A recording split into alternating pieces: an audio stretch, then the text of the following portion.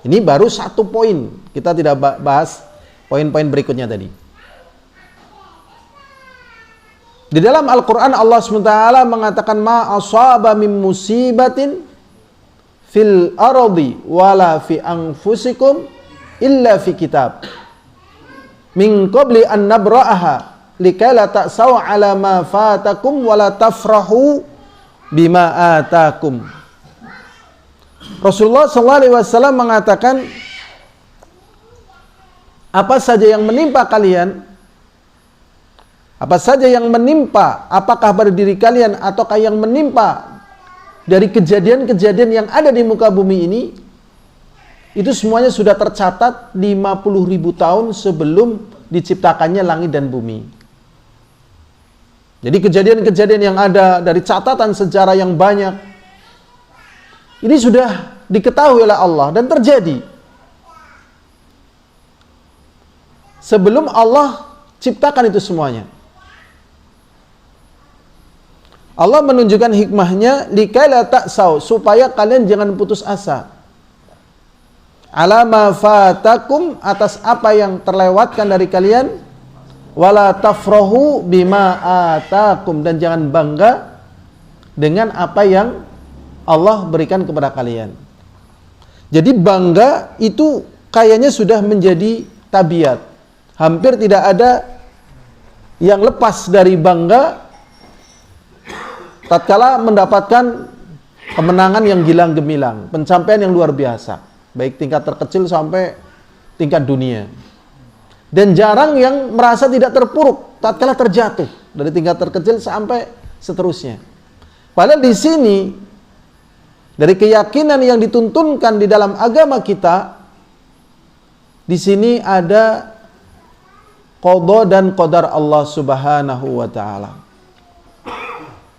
Jadi kalau misalnya menang, maka ini pun dengan kemudahan dari Allah. Dan kalau misalnya kalah, sesungguhnya Allah pun tahu hikmah, kebaikan dari apa yang terjadi.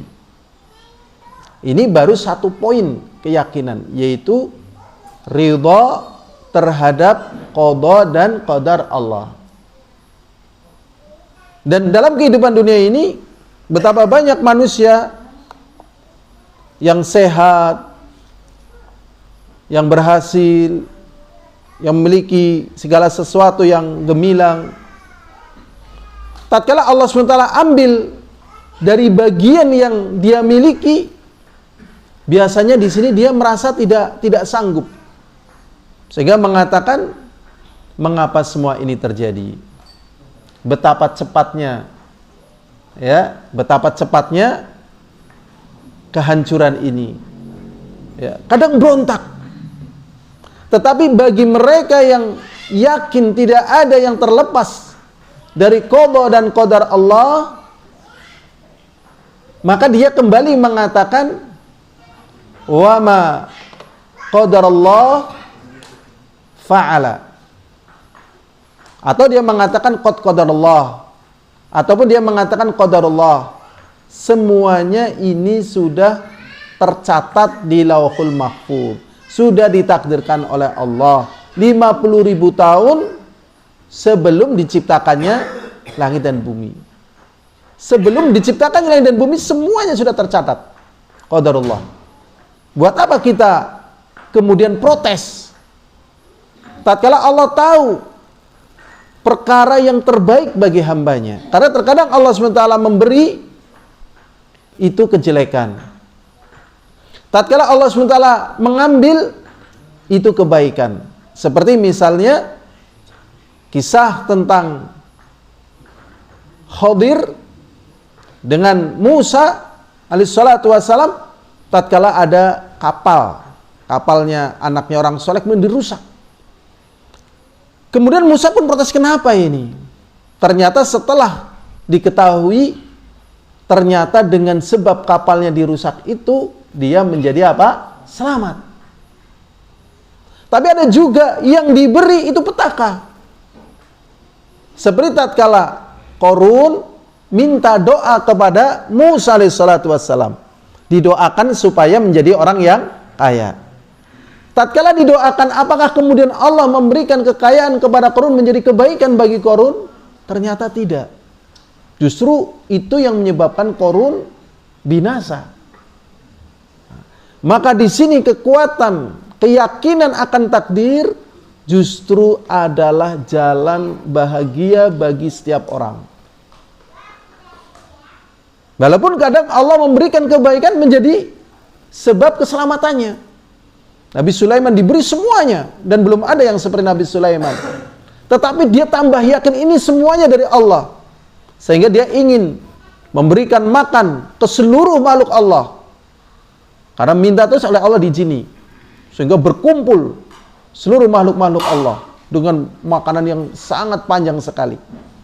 Kemudian Allah ingin tunjukkan bahwasanya makanan yang demikian banyak, pertama kali yang Allah perintahkan adalah, seingat saya itu kalau bahasa kitanya itu ikan terbang. Maka seluruh makanannya adalah apa? Habis. Baru tersadar, iya betul. Ya.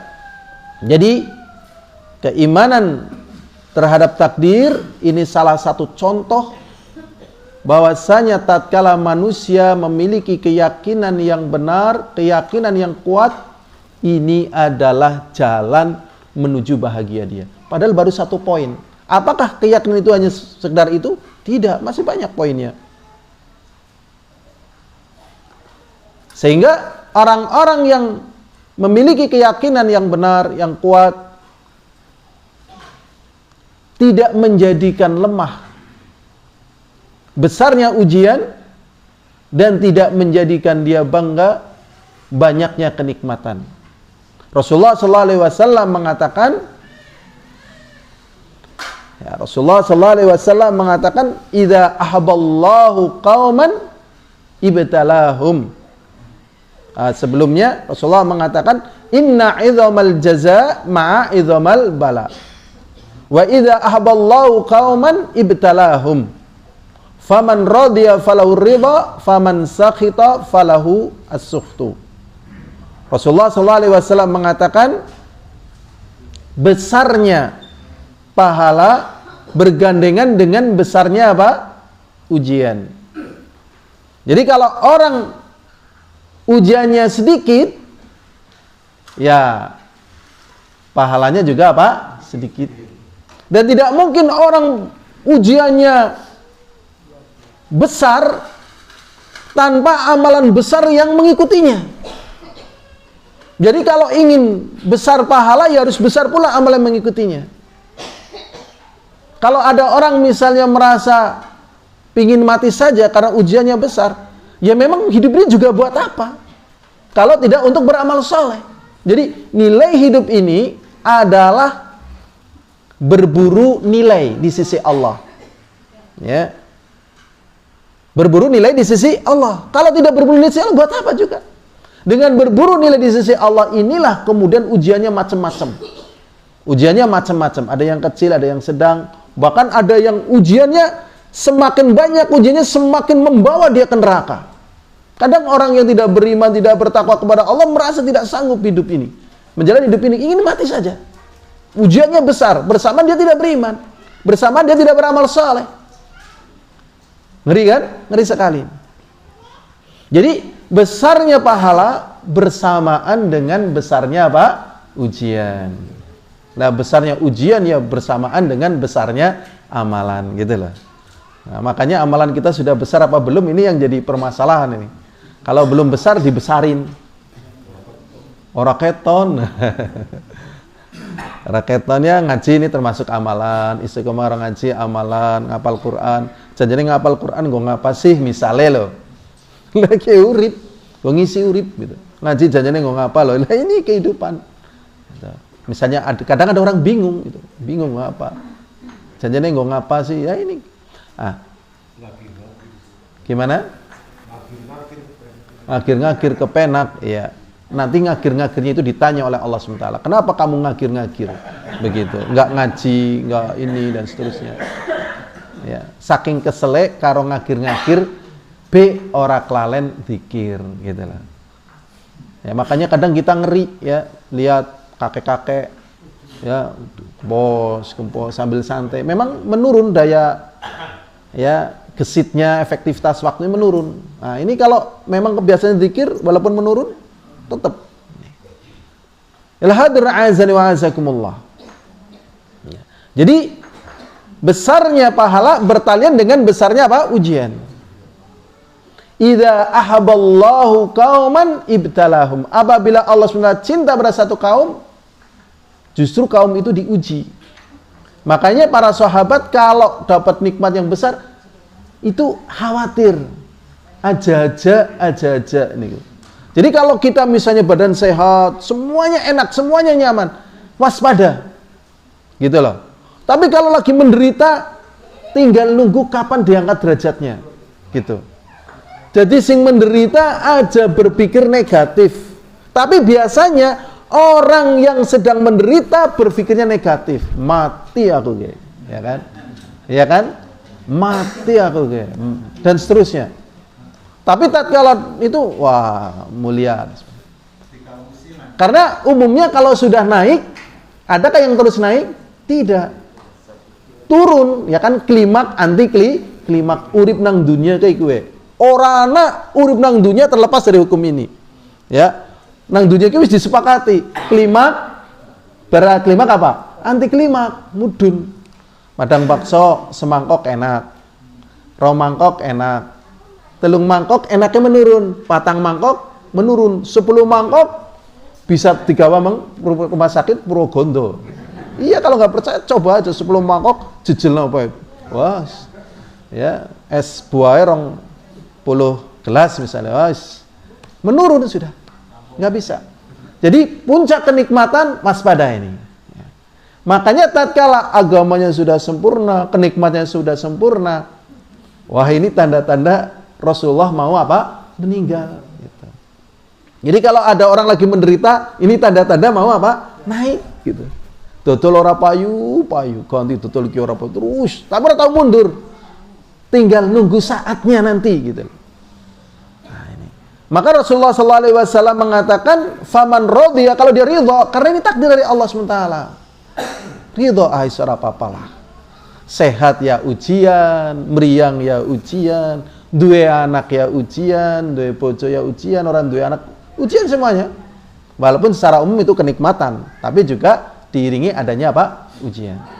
Faman radiya falahur ridha, barang siapa yang ridha maka Allah ridha, wa man sakhita falahus sukhtu, dan barang siapa yang tidak ridha maka Allah pun marah. Ya. Dan memang ada yang lebih tinggi daripada sabar, yaitu apa? Ridha. Ridha itu artinya rela. Ya, rela. Misalnya ya orang kena musibah, pertama kali apa? Sabar. Sabar. Innalillahi wa inna ilaihi raji'un. Allahumma jurni fi musibati waqluf li khairan minha. Kemudian dapat ujian lagi, terus dapat ujian panjang. Akhirnya dia ridho. Dan para nabi itu ridho dengan ujiannya. Ridho. Sehingga kisah yang terkenal tatkala Nabi Ayub sakit sudah 20 tahun waktu itu. 20 tahun lama itu.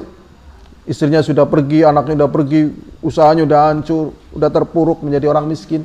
Disuruh berdoa pada Allah supaya menyembuhkan. Saya malu. Karena apa?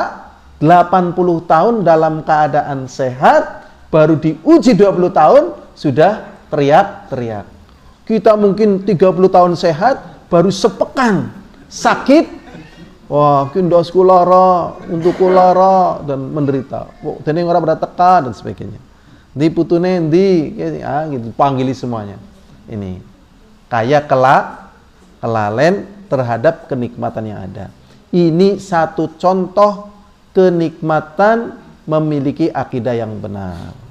Ya. Al-hadirun azani wa azakumullah, insyaallah dalam kesempatan kita kali ini kita akan membahas akidahnya Al-Imam Al-Bukhari. Ya, pembahasan ini sebenarnya banyak sekali. Ini buku ini ada 9 jilid. Namanya Syarah Usul I'tiqad Ahlussunnah wal Jamaah. Saya ngajinya dulu tahun 95-96. Ya, karya Al-Imam Al-Lalikai. Ya, jadi buku ini termasuk buku rujukan ya bagi akidahnya Ahlussunnah wal Jamaah, karena apa? Semuanya dengan sanad. Ya, pertama dalil Allah, la Rasul, terus para sahabat, terus para ulama terus gitu. Ini karya Imam Al-Lalikai. Dan beliau mencantumkan di dalam buku beliau di antaranya akidahnya Imam Bukhari. Apakah hanya akidah Imam Bukhari yang cantum buku ini? Tidak, banyak sekali. Cuman kita pilih akidah Imam Bukhari karena Al-Imam Bukhari itu terkenal di kalangan kita gitu. Padahal imam-imam yang ada di sini semuanya terkenal. Semuanya terkenal. Cuman kita nggak tahu. Karena definisi terkenal adalah apa? Ya, bagi yang mengenal. Ya. Definisi terkenal bagi yang mengenal. Bagi yang nggak mengenal nggak terkenal. Wah, apa ngerti Kumbo Karno? Ora. Lanang apa? Ya ngerti. Masa wong Jawa nggih ora ngerti Kumbo Karno? Wah, ketinggalan zaman sebagainya gitu loh. Nah, kau ngerti Imam Al-Lalikai? Ora. Jare Ahlussunnah loh, ora kenal gitu. Masya Allah. Nah, ini nanti banyak sekali nama-nama para a'imah panjang ya. Sebenarnya saya juga mikir apakah nama-nama ini dilewati langsung pembahasan akidah. Tetapi kalau misalnya tidak dibaca, ya terus nggak kenal nama itu. Ya, padahal generasi muda kita begitu lihat gambarnya, oh ini Valentino Rossi, oh ini tahu pemain sepak bola ini, ya Allah. Ya, padahal nama para ulama nggak kenal. Ya Allah. Ini yang namanya apa? Miris. Ya, miris gitu. Apa sih manfaat mengenal nama tokoh-tokoh itu? Membesarkan jiwa. Ya, jadi tatkala kita mengenal biografi, mengenal nama orang, ya, jiwanya itu jadi berpindah. Kalau kita sering membaca misalnya dari tokoh-tokoh Imam Bukhari, Imam Muslim dan para imam yang lain, jiwa kita pun seperti mereka. Ya. Kalau membacanya dulu, zaman dulu itu Ho Ping Ho. Wah, sudah pernah dengar Ho Ping Ho? Saya kaget loh. Setelah saya cari, saya alhamdulillah belum pernah baca buku Ho Ping Ho. Cuman ternyata serialnya banyak sekali. Cuman ngecek ya itu. Wah, ya pantas ya mentalnya Ho Ping Ho. Wong diwaca juga Ho Ping Ho. Jadi bacaan yang masuk ke dalam diri kita membentuk jiwa kita. Makanya waspada dengan apa yang kita baca, apa yang kita dengar. Karena itu akan menimbulkan pola. Karakter, ya betul, karakter. Ya hadirin azani wa azakumullah, kita baca saja. Ya, semoga ini bermanfaat. Keyakinan Abu Abdullah Muhammad bin Ismail Al-Bukhari, semoga Allah merahmatinya. Fi jama'ati minas salaf alladzina yarwi anhum. Yang diambil dari jamaah, ya, serombongan dari kalangan salaf yang meriwayatkan dari mereka. Ya. Kata ini berarti ini sanadnya ini dari Al-Imam Al-Lalikai. Berkata Imam Al-Lalikai, ucapan beliau telah menghabarkan kepada kami Ahmad bin Muhammad bin Hafiz Al-Harawi. Berkata telah menghabarkan kepada kami Muhammad bin Ahmad bin Muhammad bin Salamah. Berkata telah menghabarkan kepada kami Abul Husain Muhammad bin Imran bin Musa. Coba nama-nama ini kan banyak ya. Siapa kayak, ya kan? Nah, saya sendiri juga banyak yang belum kenal ini. Tapi ini nama guru di antara guru-gurunya Al-Imam Al-Lalikai. Muhammad bin Imran bin Musa Al-Jurjani. Berkata, aku mendengar Abu Muhammad Abdurrahman bin Muhammad bin Abdurrahman Al-Bukhari. Aku mendengar Abu Muhammad, ya, bapaknya Muhammad, namanya Abdurrahman, ya, bin Muhammad, ya, anaknya Muhammad bin Abdurrahman, anaknya Abdurrahman Al-Bukhari. Ya, maksudnya Al-Imam Bukhari gitu. Jadi anaknya Imam Bukhari namanya Abdurrahman. Panggilannya Abu Muhammad. Bapaknya Imam Bukhari juga namanya Abdurrahman. Ya.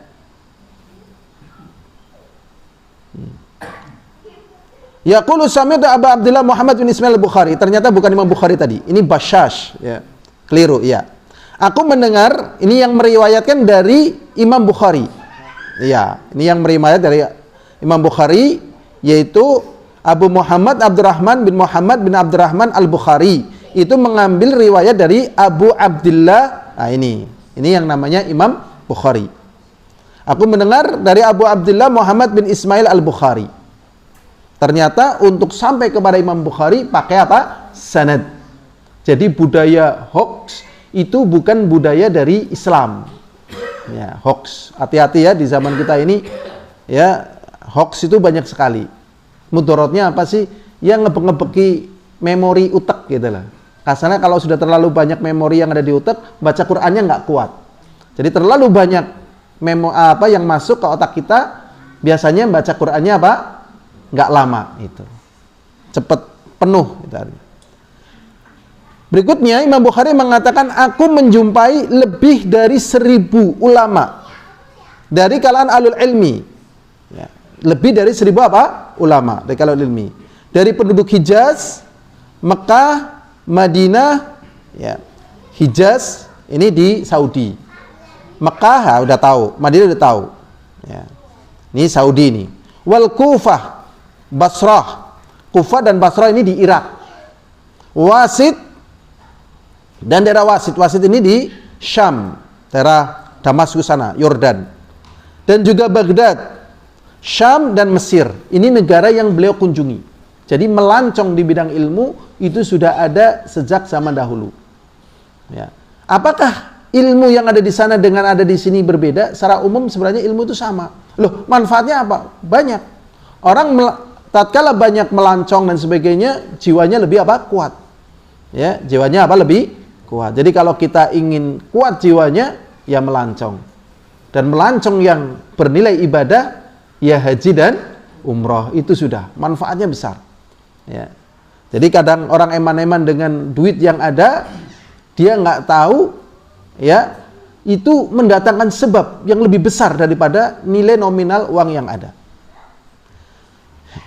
Qarnan ba'da qarnin, masa demi masa. Dan aku mengunjungi mereka lebih daripada 46 tahun. Jadi beliau ke sana kemari terus dari negara ke negara, ya, selama berapa? 46 tahun. Dari penduduk Syam, ya, Yordan, Syria, Damaskus dan sebagainya, ini Syam. Palestina itu juga Syam. Dan Mesir wilayahnya banyak. Ya, banyak wilayah Mesir yang tidak dikenal oleh kita, ya, seperti Dimyat, Suyut gitu. Ya, itu nama-nama Mesir, Mawardi gitu. Mesir, kemudian Jazirah, dan juga ke Jazirah 2 kali. Ke Basrah 4 kali. Ya. Kemudian ke Hijaz 6 tahun.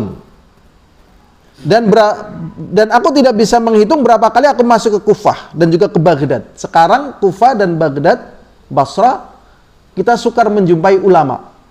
Memang saya pernah ketemu sama santri dari Irak, tapi ngaji bareng sama saya masalah tajwid gitu. Nah, saya lihat juga kemampuannya biasa-biasa aja. Tetapi dulu Irak ini negeri di mana banyak ulama. Sekarang Irak nggak tahu kabarnya kayak apa, ya. Sulit kayaknya mencari tokoh ulama. Jadi di satu negeri bisa naik juga bisa apa? Turun. Makanya penting kita menjaga, ya, keamanan negeri. Jadi negeri yang aman memungkinkan orang untuk belajar. Dan tatkala belajar nanti nilai kemanusiaannya berubah. Kita lanjutkan. Dan aku tidak bisa menghitung berapa kali aku masuk ke Kufah, Baghdad. Dan aku juga menjumpai penduduk Khurasan. Khurasan itu Iran. Ya, wilayah Iran diantaranya apa? Khurasan. Ya, Iran, ya. Dulu Iran namanya apa ya? Ya, Persia, Faris, Persia. Jadi termasuk negara adidaya itu Iran, Faris.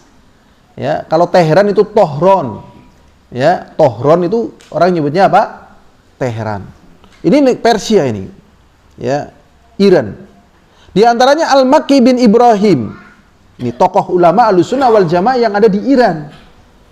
Tapi coba kita membaca kitab-kitab para ulama, belum pernah menjumpai nama ulama misalnya dari Purwogonto, itu belum pernah. Iya, Imam Nawawi dari nggak ada. Indonesia ini saya juga nggak tahu. Memang saya lagi meneliti tokoh ulamanya siapa aja. Cuman saya pernah kaget ini ya. Saya pas di tempat teman, dia ternyata katanya sudah doktor ya, sudah doktor. Memang saya tahu dia pernah kuliah di farmasi UGM, terus ketemu saya waktu itu, kemudian dia keluar, kemudian lanjutan ke Saudi LC. Setelah itu ternyata dia melanjutkan S2 di mana itu, di UMS. Tapi katanya dapat doktor setelah itu di Malang katanya. Cuman saya belum tahu doktornya, kalau S2-nya iya, tapi dia katanya udah dapat. Karena dia mencantumkan gelar doktor untuk rekomendasi.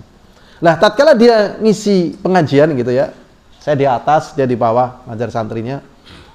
Dia menjelaskan di Indonesia ini dulu pernah ada nabi gitu. Waduh, setelah ngaji saya heran, apa ada dalilnya di Indonesia ada nabi gitu. Ya karena dari jumlah nabi yang sangat banyak sekali itu, nabi yang wajib diketahui kan 25. Ya, tapi dari itu kan masih banyak nabi-nabi yang tidak dikenal. Dan tidaklah Allah mengutus seorang nabi kecuali dengan bahasa kaumnya. Nah, sehingga dia mengatakan di Indonesia bisa jadi ada nabi. Ya bisa jadi. Tapi masalah ini memang kan asing, sulit. Ya. Termasuk katanya di Indonesia ada seorang sahabat, dulu katanya ada seorang pakar sejarah namanya ada Bidarban gitu ya. Tapi kita juga sulit mendeteksi ini. Ya, katanya di mana itu, di Cina juga ada seorang sahabat, juga sulit. Ya, karena data sanadnya itu belum tertulis. Ini aslinya buku ini itu manuskrip. Manuskrip itu artinya tulisan tangan. Jadi dulu buku-buku ini tertimbun. Ya, pas masa penjajahan itu, ya, dulu Indonesia jajah Belanda, Saudi dijajah Inggris dan sebagainya. Warisan-warisan para ulama tertimbun. Setelah kemudian Saudi merdeka, kemudian melakukan proyek penelitian manuskrip. Manuskrip itu artinya nuskhah, tulisan tangan. Nah, yang meneliti manuskrip ini namanya Dr. Said Hamdan, orang Saudi sana, neliti. Kemudian dicetak. Jadi banyak sekali manuskrip-manuskrip setelah negeri aman, kemudian bisa disuguhkan ke masa kita saat ini. Jadi ini awalnya ini berupa apa? Tulisan tangan coba. Jadi kelebihannya kita pakai kitab, kita itu menembus lorong waktu. Bush gitu loh. Badan kita masih di sini di waktu ini, tetapi keadaan-keadaan di zaman dahulu kita menjelajah ke sana gitu. Nah ini, jadi menembus lorong waktu ini dengan sanad, bukan dengan apa? Badan kemudian waktunya berubah, itu nggak ada. Itu termasuk pelajaran apa? Kufur. Dan pelajaran kufur ini tidak bisa dinyatakan secara visual, secara nyata kecuali dengan film dan sebagainya. Ya, masuk lorong waktu kan tahun 1945, kau menjumpai lagi perang kemerdekaan gitu kan. Komitmen ini pelajaran kufur. Udah pernah lihat yang masuk lorong waktu ngelomboi itu merusak akidah itu. Ya, masuk terus anak maning, ya Allah, ini merusak ini. Ya, merusak, nggak benar. Yang sudah berlalu tidak akan terulang lagi. Lah kalau mau bisa prolong waktu, misalnya kita tahun berapa yang di masa Firaun hidup, Mesir, ketemu Firaun, sudah betul mengenai, kan nggak mungkin, padahal Firaun sudah mati. Ini pembodohan, tapi divisualisasikan, sehingga hadir dalam kenyataan. Jadi memang ada peradaban jin dan ada peradaban kita. Jadi yang menguasai dunia ini oleh Allah SWT ada kita. Cuman jin juga ingin peradabannya ini masuk ke dalam peradaban kita. Yaitu mungkin masuk kepada ya orang-orang yang semacam itu, kemudian divisualisasikan. Tatkala mereka bisa memvisualisasikan atau berupa cerita. Berupa cerita dari para dukun dan sebagainya. Akhirnya masuklah peradaban jin dalam peradaban manusia. Tetapi ternyata masih ada ya kontrol sehingga kembali manusia pada apa yang Allah ciptakan dalam keadaan baik di atas agamanya. Al-hadirin azani wa azakumullah. Kemudian di Syam, nih namanya banyak sekali nih. Telaten nggak ini dengerin kayak gini? Telaten aja ya, nggak apa-apa, sabarlah. Masa orang tahun dengerin jenengane ulamane dewek ya kan? Sabarlah. Ya, sabar. Ya, saya juga berusaha untuk sabar. Iya, sama. Al-Maki bin Ibrahim wa Yahya bin Yahya wa Ali bin Hasan bin Syaki wa Qutaibah bin Sa'id wa Syihab bin Ma'mar. Ini nama ulama-ulama yang ada di Khurasan. Khurasan sekarang masuk wilayah mana? Iran, ya. Kemudian di Syam. Syam ini sekarang udah pecah-pecah. Ya, Syam itu ya ada Palestina, ada Syria, ada macam-macam itu, ya. Maladewa entah masuk wilayah mana nggak tahu, ya. Syam ada namanya Muhammad bin Yusuf Al-Firyabi. Ini nama ini sangat terkenal.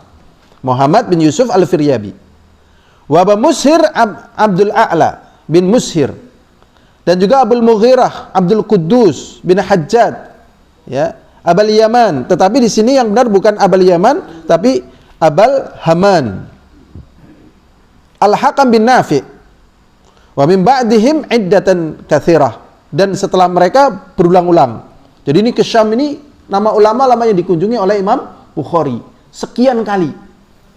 Bayangkan dulu padahal belum ada apa? Pesawat, ya kan? Pesawat urungana, Android urungana, ya kan? Motor urungana, lah itu. Kebesaran tekad gitu. Ya, ada satu pembahasan menarik ya. Sebenarnya manusia itu kecerdasannya semakin lama semakin menurun atau semakin meningkat? Menurun ya? Iya, karena dengan banyaknya kemudahan. Ya, banyaknya apa? Kemudahan. Jadi bebeh mikir. Ya, bebeh mikir, ya. Jerene wong jere para guru pengamat nek zaman gemien kan kepriwe carane ilmu mlebu aring awak, ya kan. Nek siki nggo ngapa lah. Wong googling be ketemu, ya enggak? Googling ketemu, ya kan, Masya Allah. Tetapi ada satu hal yang penting untuk kita ketahui, ya. Kalau kita tidak mengetahui ilmu, banyak di Google itu nggak benar, terutama dalam masalah ilmu agama. Oh, ini keliru dan sebagainya. Tapi kalau kita tahu ilmu, oh ini benar, bisa diambil gitu. Ya. Jadi tetap butuh ilmu. Adapun fenomena yang ada itu hanya kenikmatan tambahan. Maka jangan lepas dari yang namanya apa? Belajar. Berikutnya hadirin azani wa azakumullah. Di Mesir ada Yahya bin Katsir. Ini sangat terkenal juga. Dan Abu Saleh. Ya. Kemudian di Mekah Abdullah bin Zaid Al-Muqri dan juga ulama yang lainnya. Di Madinah ada Ismail bin Abi Uwais, wa Mutharib bin Abdullah dan ada yang lainnya. Ini kalau dibaca semua nggak habis. Kemudian di Basrah, kemudian di Kufah, kemudian di Baghdad dan juga kemudian di Alil Jazirah dan juga di Wasit dan juga di Maru. Ini nama ini jarang yang dengar. Ternyata Maru itu termasuk wilayah yang ada di Khurasan. Nah, kami cukupkan kata Imam Bukhari dengan menyebutkan beberapa contoh tersebut supaya ringkas. Jadi Imam Bukhari pun merasa tidak mampu untuk mengucapkan semuanya karena yang namanya orang seperti detail seperti ini mesti apa? Bosen gitu loh. Mesti bosen. Jadi kalau kita lihat orang-orang pinter adalah orang-orang yang mau masuk ke dunia yang membosankan. Iya benar, Masya Allah. Dan kalau orang umum biasanya dunia-dunia yang instan. Jadi kita masih jumpai orang-orang yang telaten luar biasa. Nah, kenapa sih? Ya inilah yang namanya ya mengambil bagian-bagian yang besar dalam kehidupan. Coba Imam Bukhari sampai 46 tahun meneliti seperti ini, coba Pak. Kemudian hadirin azani wa azakumullah, kita mulai masuk kepada pembahasan akidah yang disampaikan oleh Imam Bukhari. Walaupun di dalam akidah yang dituliskan Imam Bukhari ini tidak semuanya beliau sebutkan, tetapi disebutkan oleh para ulama yang lain. Sekarang pertanyaan, kenapa beliau tidak menyebutkan perkara-perkara lain yang termasuk itu akidah? Ya, karena biasanya para ulama menulis tentang akidah, tentang prinsip-prinsip seperti ini, biasanya ada ya penggoyangan akidah. Ada apanya? Penggoyangan akidah. Jadi akidah digoyang itu. Akidah apa? Digoyang. Supaya orang kembali mantap kepada kejelasan akidah, dijelaskan ini loh. Gitu loh. Ini loh dimunculkan lagi. Ini loh. Sehingga kembali menjadi apa? Benar. Ya. Kita lanjutkan. Ini. Beliau pertama kali mengatakan an-dina qaulun wa amalun. Ini poin pertama dari akidah yang beliau sampaikan. Bahwasanya agama itu adalah ucapan dan perbuatan. Sehingga tatkala seseorang hanya mengucapkan, itu belum dikatakan mengamalkan agama. Dan itu sering terjadi. Lah urip nang dunya ya kudu syukur. Tesiana awan ya tesiana pangan. Gitu. Tapi nggak sholat gitu loh. Iya kan? Wis lah sing pokoknya sing legowo, sing jembar dadane, aja panas ten, aja drengki, aja srei. Gitu. Bijak sekali kata-katanya, tapi cuman kata-kata saja itu nggak cukup. Harus disertai dengan amalan. Makanya coba, antum mungkin pernah melihat master dalam bidang apapun. Biasanya kalau sudah master, cuman lihat gitu loh. Lihat gitu. Saya pernah sakit di Jogja itu, ternyata ada dokter yang cuman jalan-jalan tok gitu loh. Jalan-jalan, muter-muter tok kayak gitu. Saya nanya itu siapa? Itu dokter besar gitu loh. Oh, dokter besar malah jalan-jalan dok, deleng-deleng kayak gini. Dengan deleng-deleng itu sudah cepat menangkap segala sesuatu. Sekarang misalnya ya, itu siapa sih yang nggak sholat di saat sholat jamaah ditegakkan? Ustadz besar. Nah, itu di saat khotib naik mimbar dia malah tidur, siapa? Ustadz besar. Ya. Ini nggak berlaku. Justru kenapa umat ini kemudian terus bisa istiqomah? Karena semakin besar mereka semakin di depan dari kebaikan. Menunjukkan amalan-amalan yang lebih besar, lebih tinggi. Sehingga orang yang di belakangnya mengambil faidah. Oh, munggah setapak, terus begitu. Terus begitu, karena kebesaran itu terus akan ada. Begitu. Jadi, ya Ustadz besar justru amalannya besar. Padahal master yang lainnya kan, jadi ngora sinau bos. Wah, Ustadz bos sinau, delengi tok, bener apa ora? Tadi, jadi mung karo suara bisa di master kir. Oh, master kir kan deleng natok kayak cukup. Nyong ora perlu takon deleng tok wis ngerti. Dan memang orang ahli biasanya cuma kayak gini, lihat. Langsung seret mlebu kabeh datane. Gitu. Memang karena sudah ahli, ya. Sudah ahli gitu. Tapi ahli agama apa seperti itu kan tidak. Nah, ya. Justru ahli agama itu ya lebih tawadhu, amalannya lebih berat. Jadi agama itu adalah ucapan dan perbuatan. Jadi sing penting syukur, orang ibadah berarti wong kowe urung syukur. Ya. Tapi ana wong misalnya rajin sekali ibadah, tapi blubut gitu loh. Ini gimana? Ya bisa jadi dia syukur pada Allah, blubutnya ini maksiat. Iya. Dan masih banyak pembahasan-pembahasan lain. Ya. Dan ternyata di masa itu sudah dimunculkan, yang penting kita sudah ngomong, berarti kita sudah beriman. Sehingga ada yang meletakkan iblis imannya sama dengan malaikat. Firaun imannya sama dengan malaikat, gitu. Dijelaskan dalil-dalilnya. Jelas tidak sama. Karena yang namanya keimanan i'tiqadun fil qalbi, keyakinan di dalam hati. Ya, iqrarun bil lisan, mengucapkan dengan apa? Lisan. Wal amalu bil jawarih, dan beramal dengan anggota badan. Masya Allah, beramal dengan anggota badan. Jadi semakin dalam ilmunya maka semakin meningkat kesolehannya, kebaikannya, sampai akhirnya ya dia mendapatkan apa? Husnul khatimah, kemuliaan, ya, karomah, kemuliaan.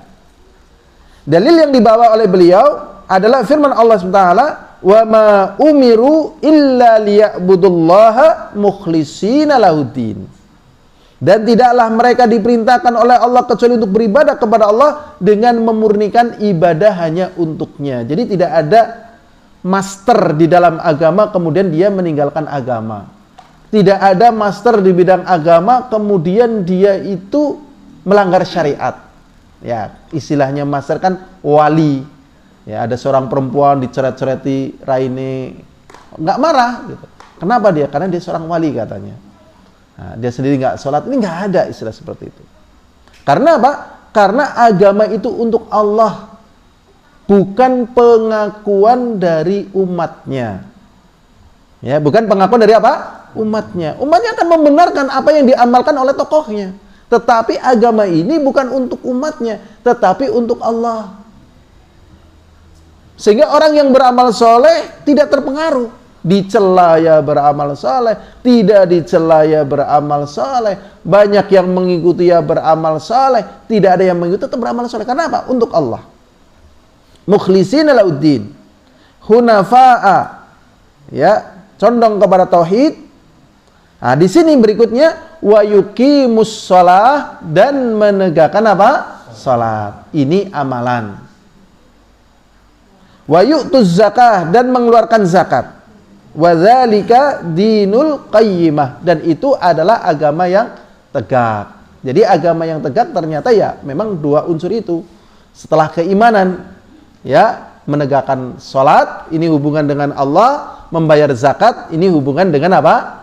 Manusia. Ini terkenal sekali di negeri kita ini. Hablum minallah wa hablum minan nas. Ya.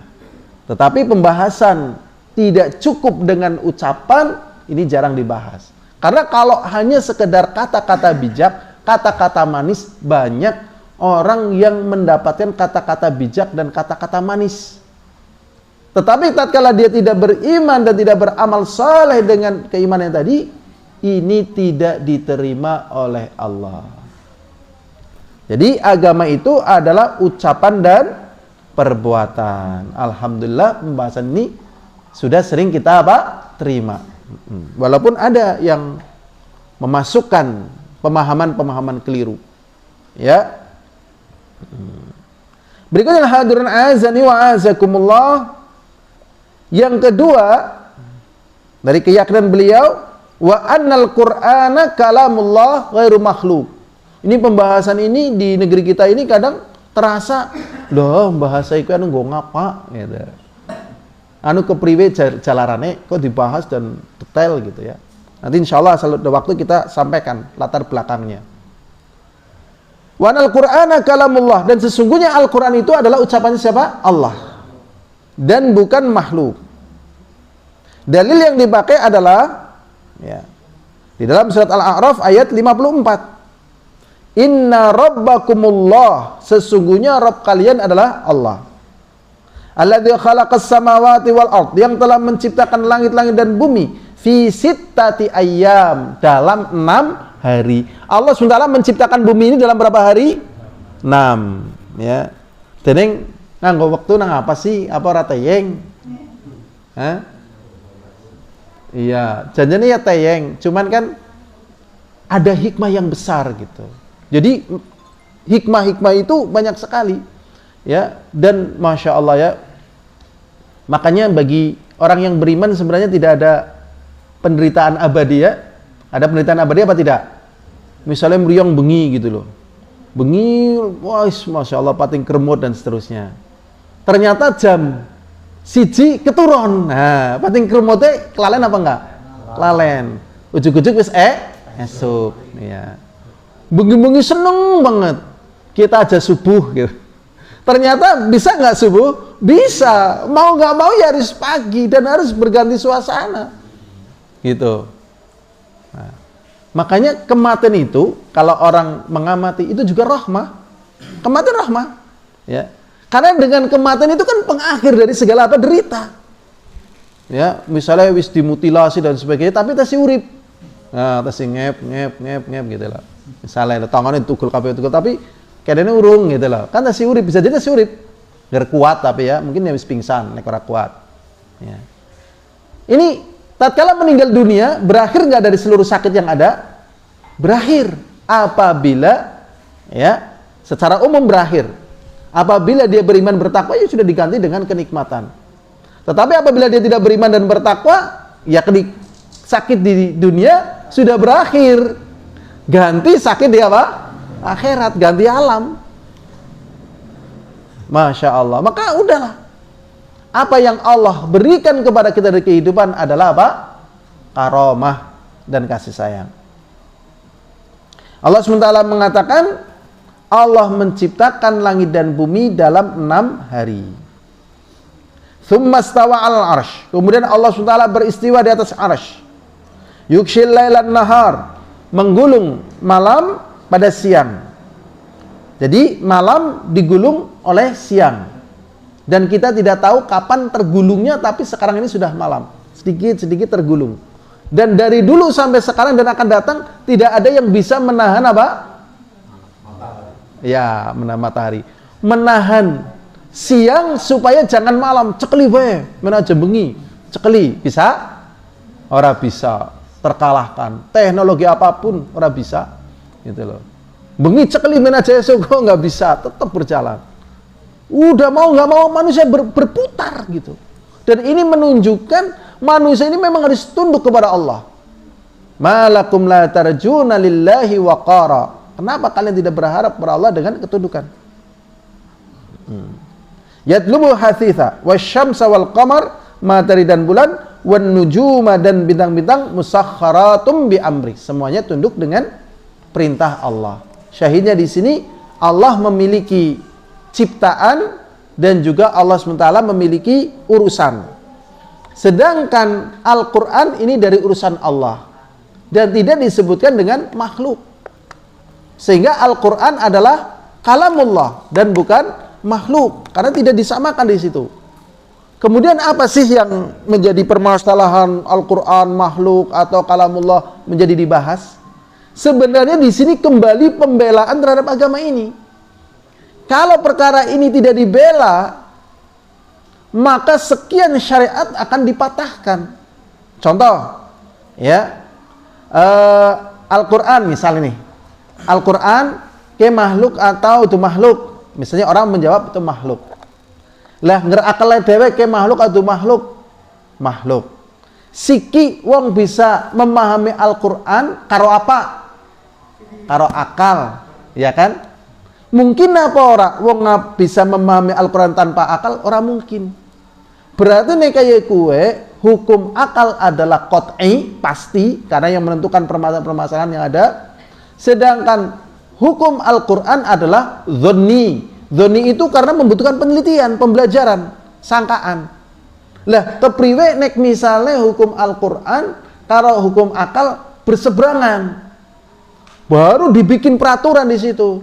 Idza i'taradul aqlu wan naql, apabila bertentangan antara akal dan nukilan, akal dengan Al-Quran, faqudimal aql, maka didahulukan oleh akal.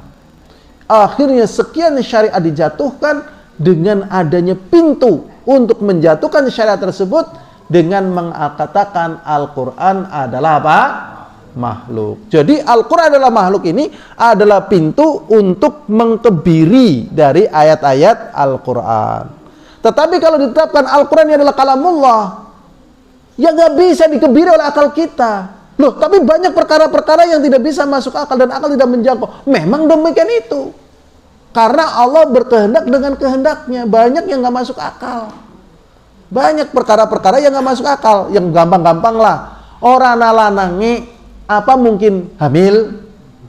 Ya kan? Nalarnya menungsa loh. Orang nalanangi apa mungkin hamil? Secara nalar tidak. Tetapi tatkala Allah berkehendak terjadi. Dibakar nang geni apa mungkin urip? Nah, ya nggak mungkin urip, tetapi Allah berkehendak maka itu terjadi. Dan perkara-perkara yang banyak. Sehingga tatkala misalnya akal bertentangan dengan nukilan, maka akal yang dikalahkan. Loh, yo, setan kan diciptakan kan geni, ya kan? Ngesuk dibakar karena neraka karo apa? Geni karo geni ora panas. Ya kan? Ya menurut otak kamu. Ya kan? Akhirnya ada orang yang mencoba, ya ambil lemah, kepel-kepel ing atos wong barang boli balang. Kena sirahe, lara apa ora? Sing gombalang apa? Lah kowe kang apa? Rasane kepriwe? Lah kadang dijawab dengan metode bukan dalil. Ini namanya pendekatan akal. Banyak sekali perkara-perkara yang memang akal ini tidak menjangkau, tetapi itu terjadi. Makanya apa sih yang menyebabkan orang oleh Allah SWT dijatuhkan? Karena Allah tidak menjaganya. Ya, ingat ayat ya, Qulillahumma malikal mulki tu'til mulka man tasya wa tu'izzu man tasya wa tudhillu man tasya biyadikal khair, dan seterusnya. Orang-orang yang wah masya Allah dari safety-nya sudah, peralatan sudah dan sebagainya, tetapi Allah berkehendak jatuh, ya jatuh. Ya. Dan itu setiap zaman ditampakkan, ih ya Allah kurang apa? Nyatanya tiba. Nah, sekarang ada berita yang ramai banget, wong lagi tiba, ya kan? Nah, nggak usah kita tanyakan namanya, kurang apa? Apakah itu satu? Tidak, terus gitu. Makanya kita mohon kepada Allah berjalan di atas jalannya di saat mungkin secara perhitungan kita akan jatuh, tetapi Allah selamatkan. Karena Allah menolong di saat genting. Di saat apa? Genting. Nek ora genting, corna apa? Nah, ini keuntungan kita mendapatkan satu keyakinan yang benar. Jadi satu keyakinan yang benar mendatangkan kebahagiaan. Jadi kalau nggak punya keyakinan yang benar, ya akhirnya dia mungkin merasa tidak sanggup hidup di dunia ini, terkadang ingin mengakhiri hidupnya, padahal setelah kematiannya dia pun harus menjalani hisab. Adapun orang yang benar keyakinannya, dia ridha ya dengan apa yang Allah tentukan. Ini saja yang bisa kita pelajari. Semoga ada manfaatnya. Apabila ada kebenaran datangnya dari Allah, apabila ada kesalahan datangnya dari diri saya sendiri. Wallahu a'lam bishawab. Alhamdulillahirabbil alamin. Assalamualaikum warahmatullahi wabarakatuh.